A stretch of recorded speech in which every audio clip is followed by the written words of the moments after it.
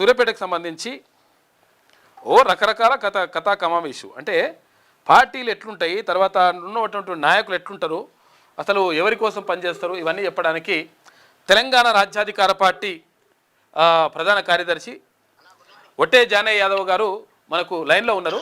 ఒకసారి ఏం జరిగింది, అసలు యాక్చువల్గా అక్కడ జరిగింది ఏంది, కథ ఏంది, అసలు పార్టీల నాయకులు ఎట్లా వ్యవహరిస్తారనే విషయాన్ని ఆయన చెప్తాడు. అన్న నమస్తే. Good morning. గుడ్ మార్నింగ్ అన్న. చెప్పండి అన్న, అసలు ఏం జరిగింది, పరిస్థితి ఏంది? అన్న ఏం లేదు, సూర్యాపేట మున్సిపాలిటీలో 48 వార్డులు ఉన్నాయన్న. 48 వార్డులలో దాదాపు 28-29 మంది బీసీలు గెలిచారు. ఓకే. ఒకే ఒక ఆర్య వైశ్యులు గెలిచారు. ఓకే. ఆ ఆర్య వైశ్యులు కూడా కాంగ్రెస్ పార్టీ కానీ ఇంకో పార్టీ కానీ ఎప్పుడు సంబంధం లేనటువంటి వ్యక్తి. కాంగ్రెస్ పార్టీకి సంబంధం లేని వ్యక్తి, ఇంతకుముందు గతంలో లేని వ్యక్తి. ఆయన జగదీశ్వర్ రెడ్డి బినామీ జగదీశ్వర్ రెడ్డి దగ్గర కాంట్రాక్ట్ గా పనిచేసినటువంటి వ్యక్తి. 1000 కోట్ల రూపాయల కాంట్రాక్టులు జగదీశ్వర్ రెడ్డి పనులన్నీ కాంట్రాక్ట్ చేసినటువంటి వ్యక్తి. అన్ని ఆధారాలు సూర్యాపేటలో ఉన్నాయి. ఓకే.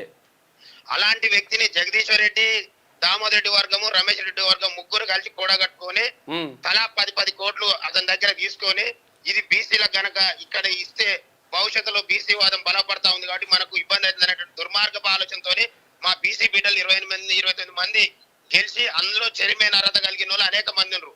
అయినప్పటికీ కూడా వాళ్ళ నోట్ల మన్ను పోసి ఇవాళ ఆ వ్యక్తిని తీసుకొని అక్కడ ఉన్నటువంటి కాంగ్రెస్ పార్టీ ఏ ఒక్క కార్యకర్త గాని, టిఆర్ఎస్ పార్టీ ఏ ఒక్క కార్యకర్త గాని ఒప్పుకున్నా కూడా నేను ఛాలెంజ్ చేస్తానా.